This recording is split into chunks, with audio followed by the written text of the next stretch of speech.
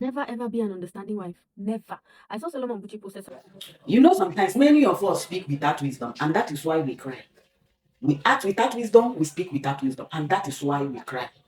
If a woman should come out and say you shouldn't be an understanding wife in your marriage, then what should you be? What should you be in the marriage? A woman who is in marriage who does not have understanding is a foolish woman. Therefore, she's trying to say you should be a foolish woman. I remember one day I was sleeping and the voice of the Lord woke me up. I said I was not a human being. Voice like a human being talk into my ear. And I woke up and the voice said, read Proverb 31. And I pick up my Bible and I read. I say, a wise woman builded her home. What is synonym to wisdom? The synonym to wisdom is what? Understanding. Because wisdom can never be well implemented where there is no understanding. That is the similarity. So I pick up and I read Proverb 31. I finished it. And since then, I knew that if my home must work, it is in my hand. It is in my hand.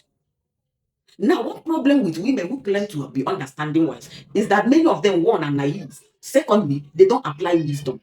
And you don't just run with understanding without wisdom. They don't build themselves. They remain stagnant and adamant. So once you're stagnant, you don't improve yourself. You're just sitting there as an understanding woman. It will affect you in future because you didn't apply wisdom. You ran with understanding that lacked wisdom, and you don't even run with wisdom that lacks understanding. So if you don't have understanding, you're not an understanding wife in your marriage. My sister, you're a foolish woman. Forget that your education you want to claim. Forget that your travel. I have traveled around the world. Forget it. You are a foolish woman, and that is why many of you foolishly jump out of marriage. You foolishly jump out of marriage.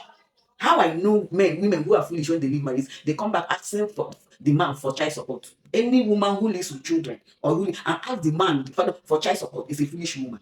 Because before you leave, you should have known that I can carry this burden on myself. That is why I'm living with these children. I can do it. If you cannot do it, I'm not saying you should live where they want to kill you. I'm not saying you should not live.